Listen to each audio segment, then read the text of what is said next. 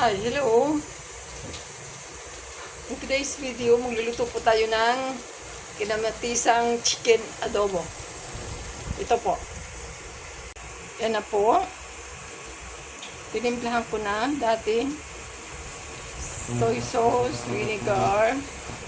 Pero ginisa ko muna sa sibuyas at saka sa bawang. Then, kamatis sa ilalim. Antayin po natin mag-simmer. Yan po, tinakpan ko muna.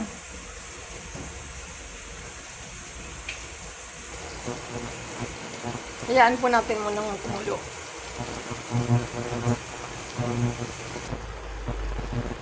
Yan po ating chicken na adobo. Then, lalagyan ko po ngayon ng oyster sauce.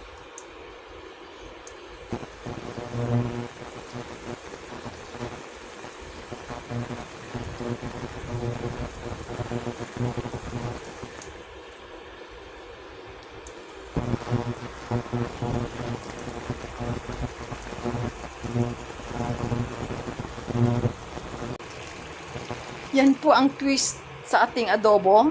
Nilagyan ko ng hotdog. Kasi lalo sa mga bata, kuminsan ayaw nila ng masyado ng chicken. So pag may hotdog yan, mas lalo silang gaganahan kumain. Mayroon din patatas akong nilagay. So nakikita po nyo yung sauce. Sauce pa lang ay ulam na. Maya-maya po, maluluto na yan. Magbabaon din kasi yung apo kong si Sam. Kaya, kanya-kanya pong diskarte kung paano, lalo sa mga bata, kung paano tayo magluluto na magugustuhan nila. Kasi usually, yung adobo talaga, ordinary na lang sa kanila yung chicken adobo. Yung apo ko, bihira. Kunti lang. Kakain siya pero kunti lang. Kaya, lagyan natin ng kunting twist na magugustuhan din nila. Panibago sa kanilang lapang lasa. Thank you po. Ayan po. Yun ang sauce. Tsak magugustuhan nila yan. Tsak magugustuhan na aking apo.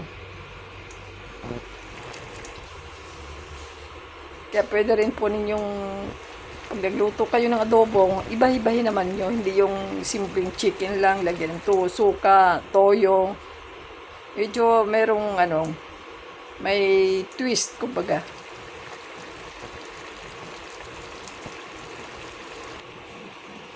Let's simmer na lang for a few seconds. Nireduce ko sa 100 yung pagluluto.